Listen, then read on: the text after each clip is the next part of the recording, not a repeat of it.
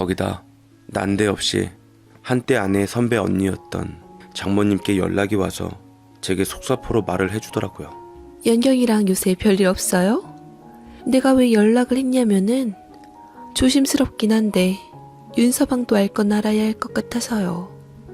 요새 우리 대학 동창들 사이에서 연경이에 관한 소문이 안 좋게 돌아요. 한 달이 건너 다 아는 사이라 내가 소문을 좀 빨리 들었는데 연경이가 옛 남자를 만난다고 하더라고. 그거 몰랐죠? 옛 남자요? 연경이한테 옛 남자가 있었다고요? 제 귀를 의심하며 놀랐지만 저 역시 심증이 가던 일이었기에 심장이 어느 때보다 덜컹거렸습니다. 불현듯 장모님이 첫 만남 때 던진 농담인 줄 알았던 아내에게 남자가 많았다는 소리가 기억이 나더라고요. 제가 사법고시 준비했을 때도 내조하며 기다려 주었던 아내였는데 막상 결혼한 후 변호사까지 된 남편을 두고 다른 남자라니 참 기가 막힐 노릇이었죠. 장모님은 저를 따로 만나자고 하면서 제게 꼭 전해줄 것이 있다고 했습니다. 어쩐지 장모님을 만나면 안 될 것 같았지만 아내에 관한 문제이니 안 만날 수가 없었습니다. 그야말로 판도라의 상자를 여는 꼴이 되었던 거죠. 저는 한적한 카페에서 장모님을 만났습니다. 장모님은 우아한 모양새로 명품을 잔뜩 휘감고 나오셨더라고요. 나이 많은 남자와 살아서 그런가 저랑 엇비슷한 연배에도 불구하고 확 노티가 흐르더라고요. 이래서 같이 사는 사람이 중요한가 봅니다. 그 길을 무시 못하니까요. 장모님은 제게 아내가 쓰던 예전 휴대폰과 서류 봉투를 내밀더라고요. 서류 봉투 안에는 현재 아내가 무슨 짓을 하고 돌아다니는지 몰래 찍은 사진들이 우르르 나왔습니다. 사진들에게 시선이 고정될 수밖에 없었죠. 아내가 여느 남자와 즐겁고 다정하게 함께 있는 사진이었는데 정말 미치는 줄 알았습니다. 사람이 이성을 잃으니 자연스럽게 온몸이 부들부들 떨리더라고요. 아직 놀라긴 일러요. 이것도 좀 봐봐요. 라며 준비한 듯 옛날 아내가 썼던 오래된 구형 휴대폰을 켰는데 저는 거기서 아내가 예전에 찍은 사진들과 믿을 수 없는 문자 메시지를 확인하게 되었습니다. 이 배신감은 짐작한 것 이상으로 저를 미치게 만들기 충분했어요. 그건 제가 바로 사법고시 공부에 집중했을 당시 아내가 다른 남자와 또 다른 연애를 한 증거였거든요. 순진한 아내가 나밖에 모른다고 내가 헤어지려 할 때도 나랑 헤어지면 못 산다고 매달렸던 그녀가 그때도 지금도 다른 남자를 만나고 있다니 경을 틀 노릇이더라고요. 봤죠? 연경이가 이렇게 앙큼한 아이예요. 순진한 얼굴을 하고서 얘만한 여우가 있는 줄 알아요? 불쌍한 우리 윤서방. 변호사 되고 나서 처음으로 맞는 사건이 본인 이혼 사건이 아닌지 모르겠네요. 약 올리려고 하는 건지 진심으로 하는 얘기인지 뭔들 다 기분이 나쁘더라고요.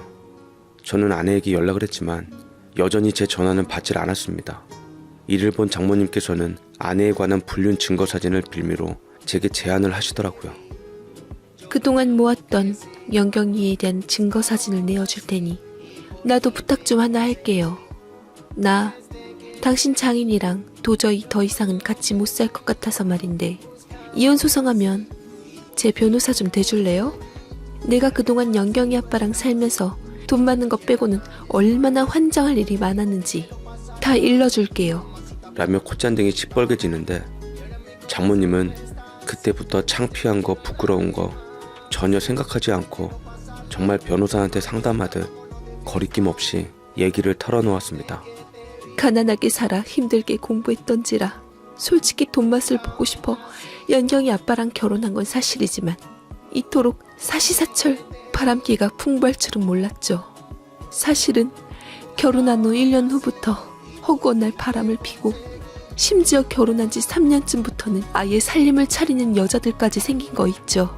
내 젊은 청춘 그 사람에게 다 보낸 것에 대한 대가를 치르게 해주고 싶어요. 장모님은 몇 날 며칠을 세서 얘기해도 다 못할 거라며 식사한 뒤 같이 술집이라도 가서 들이키고 얘기하고 싶다며 꿰어내는데 왠지 장모님 곁에 있다가는 괜히 오해 살 것 같아 저는 먼저 일어섰습니다. 저를 변호사로 만들어주신 게 장인 어른이신데 그래도 은혜를 원수로 갚고 싶진 않았어요. 솔직히 아내나 장모님이나 워낙 호색한인 양반이니 장인 어른을 미워할 수 있는 거지만 제게는 정말 은인이나 다름없는 분이셨죠. 저는 장모님의 제안을 좋게 거절하고 자리에 일어섰습니다.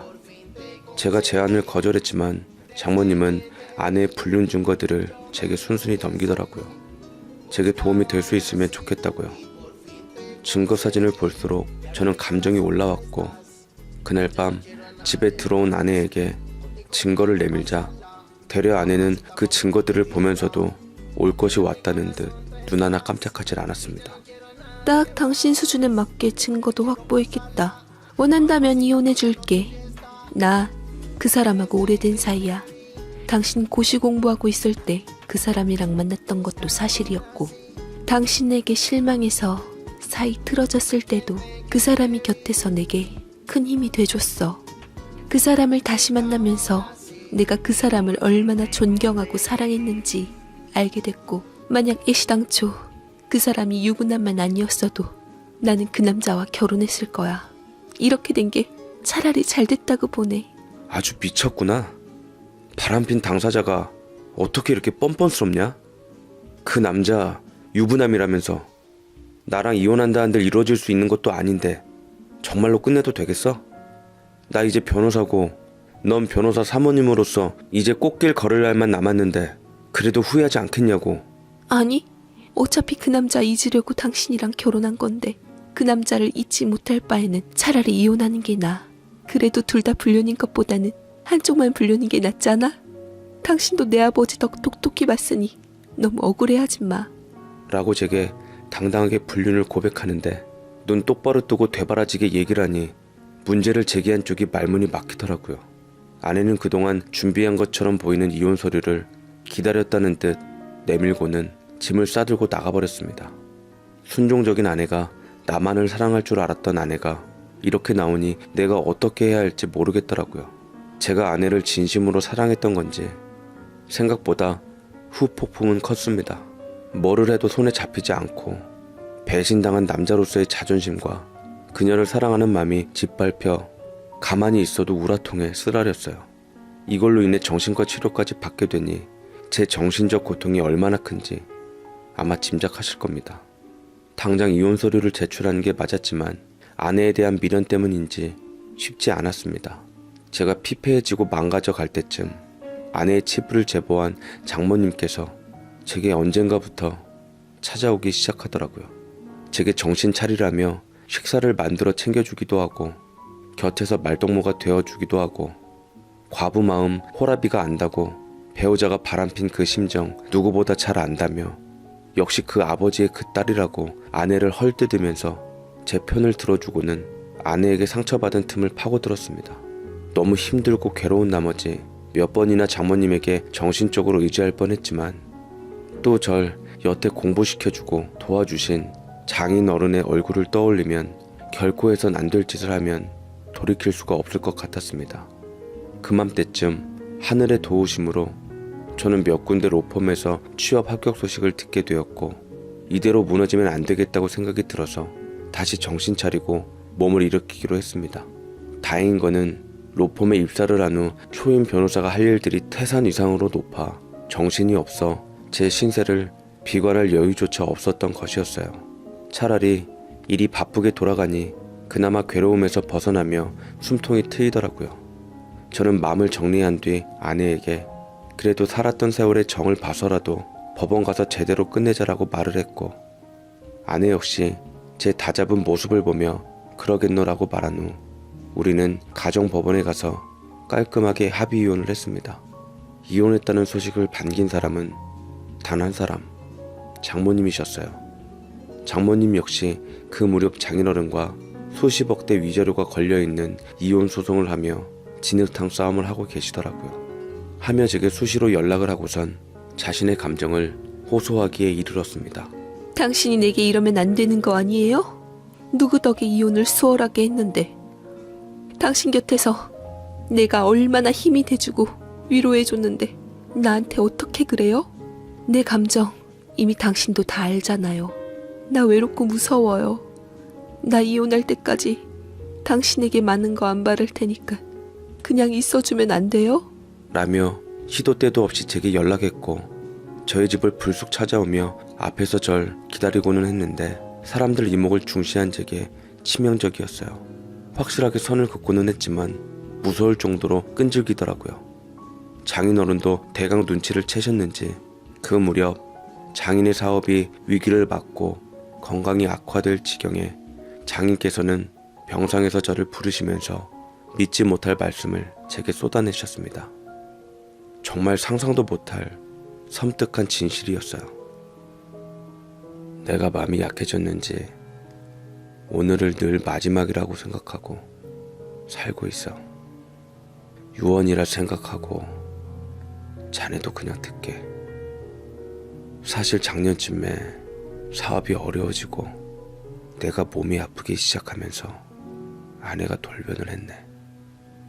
그때부터 내 재산을 더 까먹기 전에 차지하고 나갈 계획을 세웠던 것 같다. 사람을 시켜보니 내 딸이 이혼하기 전부터 부쩍 자네하고 연락한 흔적이 많더구만. 저는 행여나 장인이 오해할까 싶어 절대로 별다른 일은 없었다고 가족으로서 호의만 받았을 뿐이라고 자칫 변명으로 들리지 않게끔 장인어른께 구구절절 말씀드렸습니다. 장인께서는 끄덕이시더라고요. 자네가 그럴 사람이 아니라는 것을 내 믿고 하는 말일세. 그 여자가 전부터 자네를 마음에 두었던 것 같아. 내 딸이 잘한 건 아니지만 예전에 사귀던 남자를 다시 만나게 한 것도 그 여자 뜻이었고 그런 사진들을 찍어 자네에게 준 것도 그 여자였겠지. 결국은 이혼시키는 데 성공했고 이제는 자기만 이혼하면 별 탈이 없어지게 되니 지독하게 내게 이혼을 요구한 이유도 있을 거야. 자네도 그 여자 조심하게. 괜히 얽히다가는 후에 어떤 뒤탈이 있을지도 모르니.